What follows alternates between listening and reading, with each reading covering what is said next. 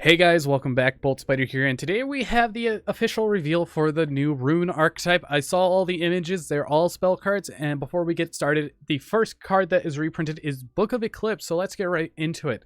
So the first one is Rune Spring, our field spell here. You can activate Rune quick play spells from your hand during your opponent's turn. Once per turn, you can activate a Rune quick play spell. You target 3 Rune quick play spells in your graveyard, place them at the bottom of the deck in any order, then draw 1 card from your deck up to the number returned. So you target up to 3, then you draw up to... Okay, this card's actually very good. I really like Rune Spring, in my opinion. It's a good card that recovers your shit. Then we have the next one, which is a continuous spell card for our runes. You can only control 1 Deceiving Rune. That's the name of it. Each time either player activates a quick play spell, banish the top card of your opponent's deck. The second effect is mandatory.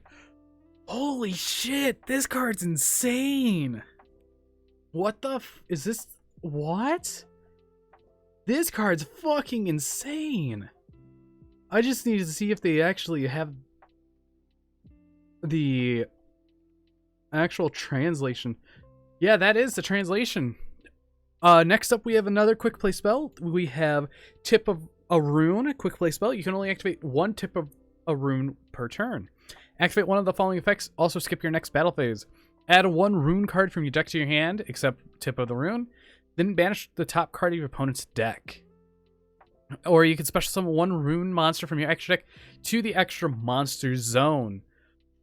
Skipping your battle phase just to add a Rune card from your deck to your hand, which is a what the hell? Okay, so we're banishing shit from our opponent. Next up, we have another Rune card. We have Rune of the Shining Flames. Thank you to the Yu-Gi-Oh! Reddit, by the way, for these translations. It's a quick play spell. You can activate one Rune of the Shining Flame per turn. Activate one of the following effects. Also skip your next battle phase. Target 1 special summon monster your opponent controls, destroy it. Then banish the top 2 cards of your opponent's deck. Or you can special summon 1 Rune monster from your extra deck to the extra monster zone.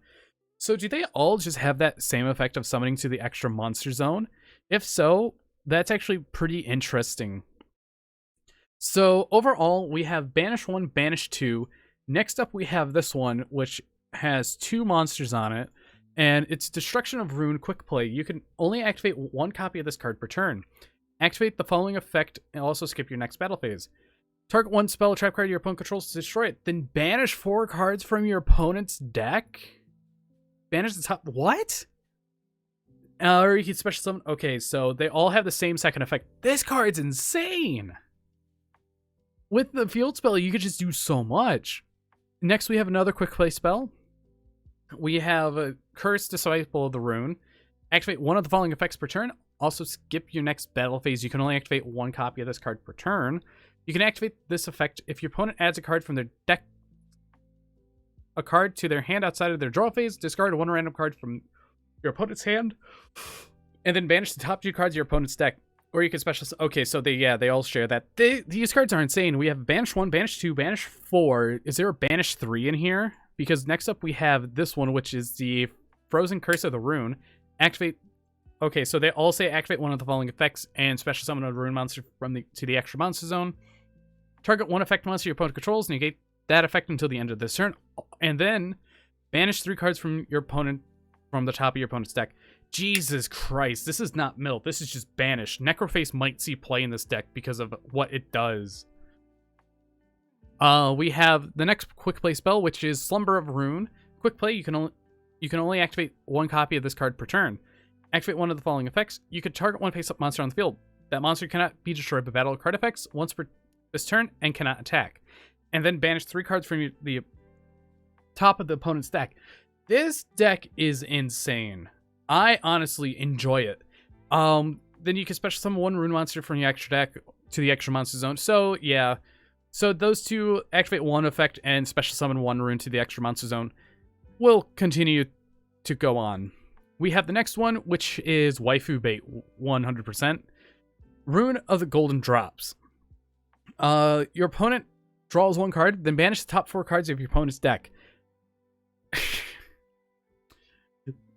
we have a Banish 1, Banish 2, Banish 2, Banish 3s, and a 2 Banish 4s. So if you open up 2 of the Banished 4s, your opponent's out by total of 8 cards already. This deck is going to be insane. One of the sad things about the deck, though, they just hit Monster Gate, but I don't think it really matters.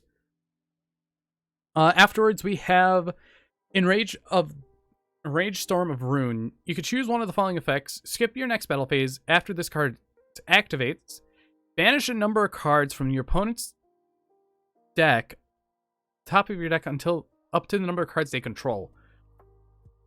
This could just board wipe or just deck wipe your opponent's. If they have 10 cards on the field, if they're playing Eldritch, they're screwed. If they have to negate this ASAP. I'm happy that they banned Imperial Order, because without it, this deck would not see play in the CCG at all. And finally, we have the 2 fusion monsters. We have a level 3 and a level 4. We have Wing of Rune's Moonin. It's a fairy fusion, rune monsters times 2. Okay, so it takes 2 rune monsters. When this card is special summon for your next deck, you could discard 1 card, add 1 rune continuous spell from your deck to your hand. When your opponent activates a card effect that targets a rune or a set card you control, you can banish this card you control, negate that effect, and if you do, destroy that card. During your player's end phase, you can gain 1,000 life points. This is an interesting fusion. I think they're both gonna have to be 3 of because of what they do. So that's one thing that we're gonna have to definitely keep an eye on. And finally, we have the best pupper ever.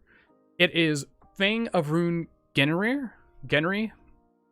It's a beast fusion, 2 rune monsters. Cool. When this card is special summoned from your extra deck, target a rune non-quick play spell card in your graveyard, add that card to your hand. So you grab your field spell or the continuous spell. This card you control cannot be destroyed by card effects. Okay, it's a Elshtal Winda. When this card is destroyed by battle, target 1 card on the field, destroy it. Overall, what do I think of this deck? The gimmick is neat. Banishing the top cards of your opponent's deck to the grave. Just banishing them. If they banish face down, this archetype would be broken, but they're banished face up. So I feel like this is going to be an interesting deck to mess around with when it comes to Edo Pro or Omega. But anyways, I hope you guys did enjoy. Tell me what you guys think about this archetype. But anyways, see you guys in the next video.